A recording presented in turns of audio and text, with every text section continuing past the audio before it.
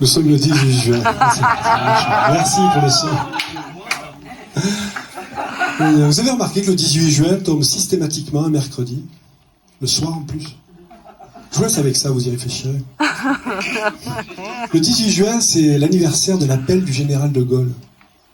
J'ai jamais compris en quoi c'était important de fêter l'anniversaire d'une pelle, quand bien même elle appartenait au général, mais bon, pourquoi pas. Mon père, qui était très loin de ce genre de choses, étrangement, le 18 juin, il se levait, il se mettait en fusion avec la patrie. C'était un jour important pour lui. Ouais, on est le 18 juin, qu'est-ce que je dors mal, putain, je dors mal. Je me réveille d'un coup, vous connaissez ça? Comme éjecté du sommeil vers la réalité instantanément. Hein? Catapulté dans le monde merveilleux de Walt Disney, avec Donald. Putain. Ouais, je dors mal. En même temps, je dors avec un sanglier depuis peu. Hein? C'est bruyant, un sanglier. Quand t'as le groin dans l'oreille, là, toute la nuit, bon, c'est un petit sanglier, c'est ma femme. Elle est toute menue, c'est plutôt un marcassin.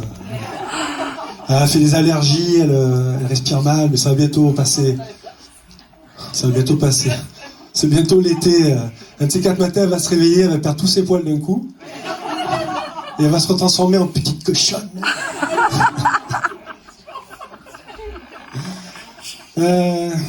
On forme un couple très traditionnel, ma femme et moi. Plutôt années 50, vous voyez. J'ordonne, elle obéit. Point. Pourquoi ?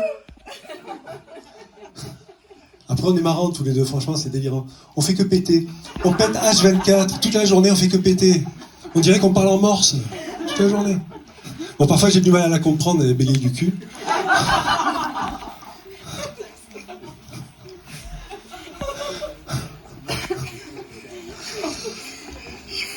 C'est assez cocasse à la maison quand on se dispute.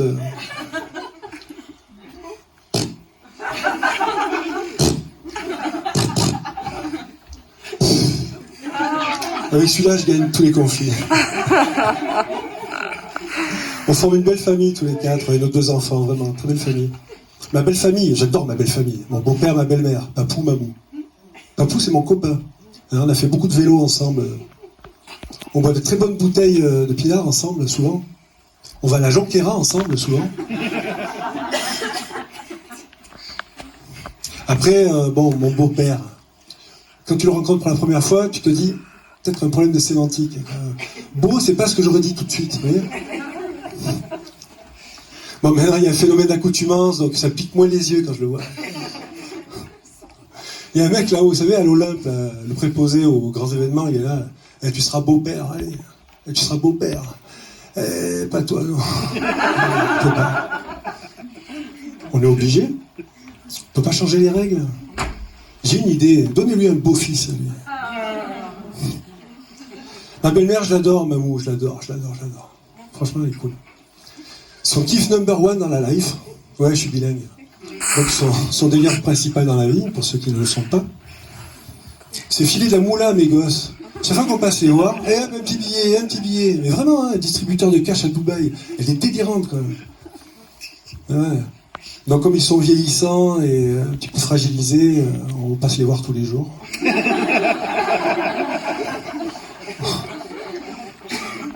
On arrive Salut, c'est nous. Oh, c'est gentil de passer nous voir. Et hop, un petit billet.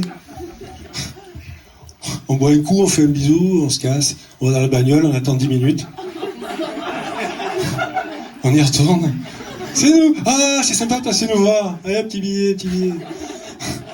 Mes gosses, ils ont plus d'argent de poche que moi. C'est normal.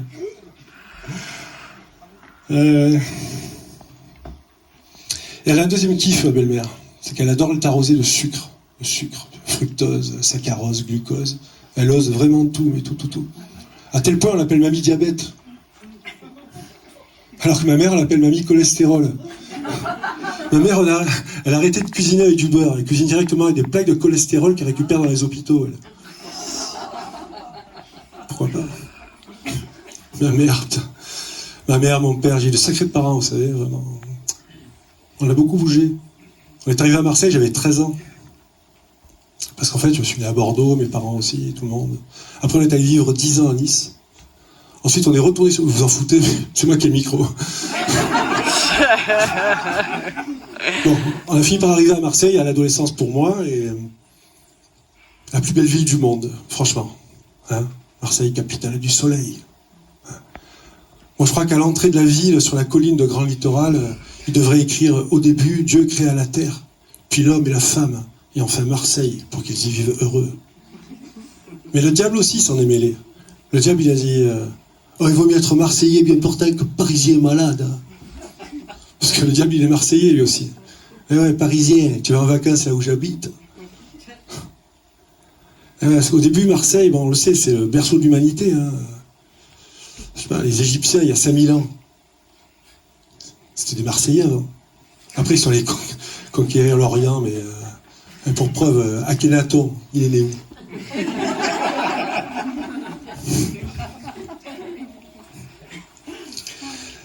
Donc on arrive à Marseille, directement les quartiers nord.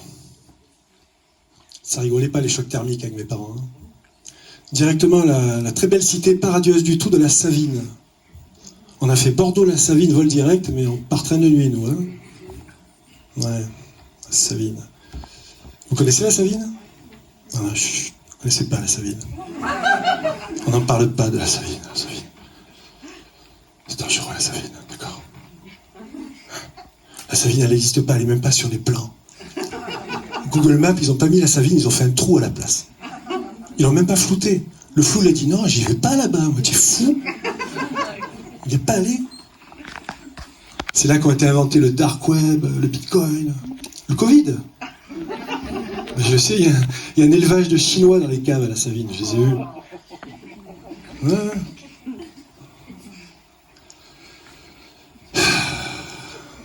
Même le diable. Je vous ai dit qu'il était marseillais, le diable. Ouais, mais le diable, il est né à la Savine. Satan, il est né à la Savine. Vraiment. La Savine, Satan l'habite. Ne me jugez pas sur cette vanne. On m'a obligé à la faire, d'accord? Il y a des méchants, ils m'ont téléphoné, ils ont dit, écoute bien, tu vas faire la blague sur Satan l'habite, parce que ça nous fait trop rire. Hein? Si tu le fais pas, tu sais quoi? On kidnappe ta fille et on la tue. Non, mais j'ai pas de fille. On la tue quand même. Alors moi, quand le doute m'habite, j'ai fait la blague. Eh ouais, la Savine, bâtiment B2, 8e étage, je me rappellerai toute ma vie. Cet appartement, pour deux raisons principales. La première, c'est que c'était un appartement extrêmement lumineux, ensoleillé. Et la deuxième raison, c'est parce que c'est dans cet appartement que je me suis tapé ma première branlette. On s'en rappelle de sa première branlette. Vous en rappelez, vous?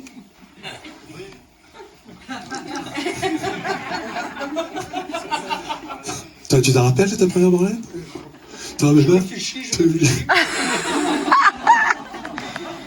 Tu sais, on est sensiblement de la même génération. Je sais pas si t'as fait les mêmes choses, mais... Moi, je sais que je prenais le dictionnaire, je cherchais le mot clitoris. Quand je m'approchais du dictionnaire, j'avais la gaule déjà. À la lettre C, putain, j'étais en transe. C-L-O. C-L-I. Oh. Je suis jamais allé plus loin que clignotant, je crois.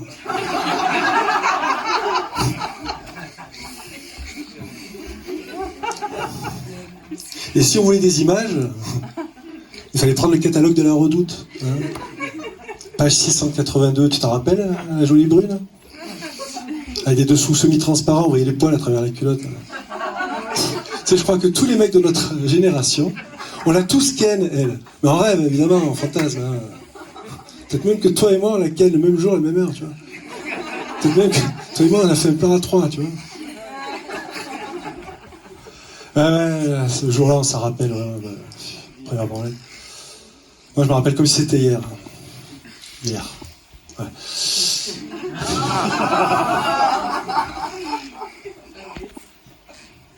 Et ce jour-là, j'ai pas arrêté de me secouer la nouille toute la journée. J'ai dû battre le record du monde de branlette ce jour-là, qui était détenu par un certain Robinson Crusoe. Je crois que si j'avais eu le montre connecté, elle aurait affiché oh, félicitations, aujourd'hui vous êtes masturbé 18,5 km, bravo. J'en fais des kilomètres de bite. J'ai arrêté j'arrêtais pas. J'en foutais partout. On aurait dit que Spider-Man était venu combattre chez nous.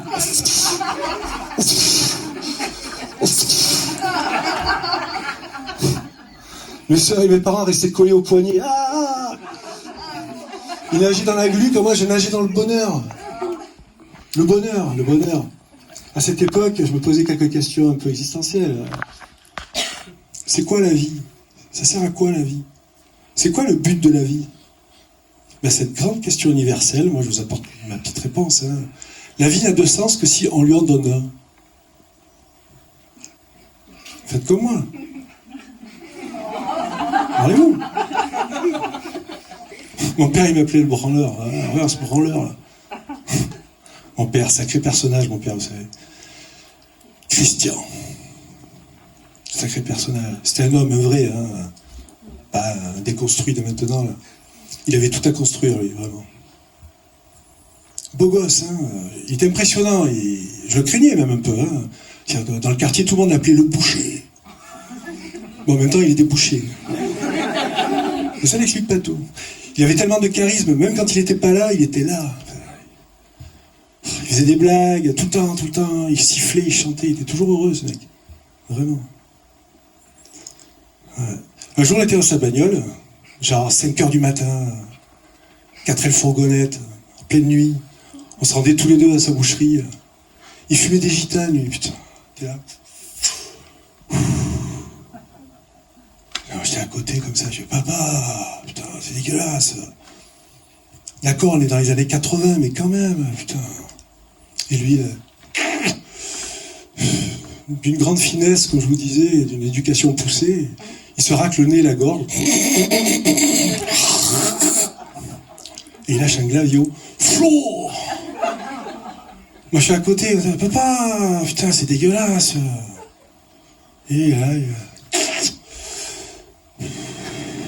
ouais, peut-être que j'aurais dû ouvrir la fenêtre avant, non? Ouais, papa, c'est dégueulasse. Quand je pense qu'il y a des physiciens, ils se font chier avec des accélérateurs de particules pour créer des gluons. Le gluon, c'est une force fondamentale qui permet la cohésion des quarks, qui sont des particules élémentaires. C'est important. Mon père, il te faisait des gluons comme ça, lui. Quoi, tu veux 3 gluons? Il aurait dû être directeur de recherche au centre d'études nucléaires, mon père. Atomique. Ouais. Il avait un kiff, mon père. Une fois par an, pendant 1 mois, il s'est laissé pousser la moustache. Très belle moustache, bien épaisse comme ça. Et je vous jure que j'ai vu cette scène. Hein. Je suis dans la boucherie avec lui. Il entre une cliente qui le connaît, hein, qui le regarde, qui fait « Oh Christian, ça vous va bien la moustache, vraiment ?» Et mon père, il fait le fanfaron, là. Le louche les BM. Il lui commande un roast beef, et puis il me fait un clin d'œil, et il se baisse derrière la banque, comme ça. Il avait préparé un rasoir, un peu d'eau, un petit miroir, et il se rase la moitié de la moustache. Je vous jure. Il se relève du côté droit, comme ça. Ah, on va faire ça dans la pièce noire, c'est bon la pièce noire, hein, vous aimez la pièce noire? La bonne femme, elle regardait comme ça. Il y a un problème. Et moi, dans ma tête, papa, qu'est-ce que tu fais encore? Putain. Et puis il se baisse, il prend du fil, quelque chose, il se relève, hop, côté moustache. Oui. Sinon, les enfants, ça va? Elle commence à fissurer, elle. Et moi aussi, je fissure. Qu'est-ce qu'il fait? Et puis il se rebaisse à nouveau, et il se rase l'autre partie de la moustache, intégralement. Il se relève parfaitement imberbe, comme ça. Et un bon roast beef d'1,2 kg pour les beaux yeux de la dame. Voilà, ça c'était mon père avec ses blagues, quoi. Moi j'ai compris quand même en fait, il était pas taré. C'est qu'il se faisait plaisir avec la vie, avec ce qui se présentait. Finalement, pourquoi ne pas abroger une moustache comme ça, dans ces conditions? Qui a mis 1 mois à pousser. Beaucoup plus tard, j'ai 30-35 ans, il me téléphone, il me fait « Fiston, tu viens avec moi demain, on va à Bordeaux, il faut que j'aille faire mes adieux à mon frère qui est en train de mourir d'un cancer. » Tu m'as jamais amené à Disneyland, tu veux que j'aille voir des cancéreux? Donc le lendemain, on tape la route. Et on arrive dans la chambre de son frère, qui est alité comme ça, qui le regarde, qui fait « Oh Christian, tu es venu? C'est bien, c'est bien. Dis-moi, tu as amené la mayonnaise? Non, parce que moi j'ai le crabe. Hein. mon père qui rigole aussi. Vous vous rendez compte, pousser le cynisme jusqu'à se foutre de sa propre mort. Hein? L'humour, c'est la politesse du désespoir. Ces gens-là n'étaient pas désespérés, ils étaient extrêmement polis. On est le 18 juin, et c'est le jour où mon père a décidé de partir pour le royaume des bouchers charcutiers. Un cancer du trou de balle. Papa! Putain. Elle était pas drôle cette blague, vraiment. Aujourd'hui, ça fait 10 ans, jour pour jour, tu ne t'es pas levé pour l'appel du général de Gaulle. Tu ne te lèveras plus jamais. Papa, ça fait 10 ans que je t'ai pas vu. Tu me manques.